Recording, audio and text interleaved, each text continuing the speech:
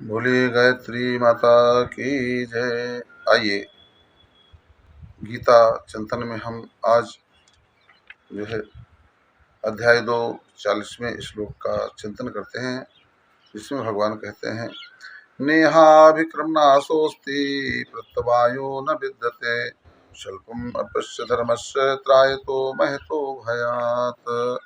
भगवान कहते हैं, हे अर्जुन, जो है कर्म योग इतना श्रेष्ठ योग है। जो व्यक्ति कर्म योग में स्थित होता है उसका कभी पतन नहीं होता, नाश नहीं होता है।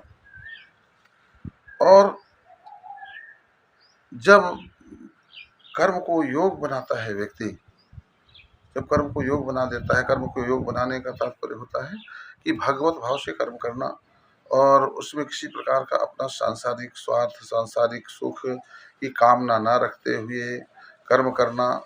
इसके बाद में फल जो भी मिलता है उसको स्वीकार करना, तो यह कर्म योग बन जाता है।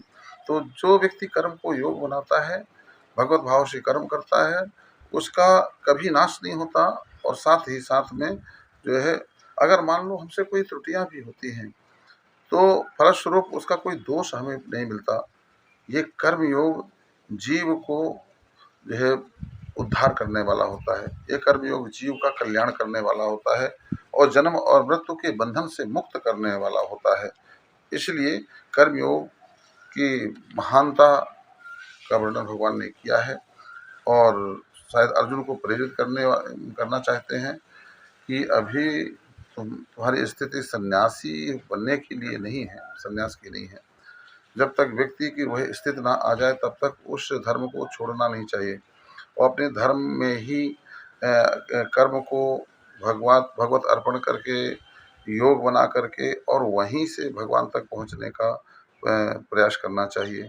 लोग वाह क्या करते हैं, सन्यासियों को देख करके सन्यासी बनना चाहते हैं, अपने गृहस्थ का धर्म का त्याग कर देते हैं, जबकि अभी उनकी स्थिति वह नहीं होती है।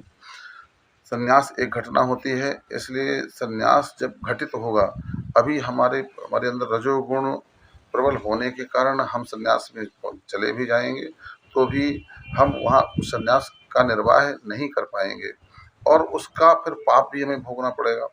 इसलिए कर्म को योग बनाना ही श्रेयकर है, भगवत भाव से कर्म करना और जो कुछ भी मिलता है भगवान का प्रसाद मान करके उसे स्वीकार करना।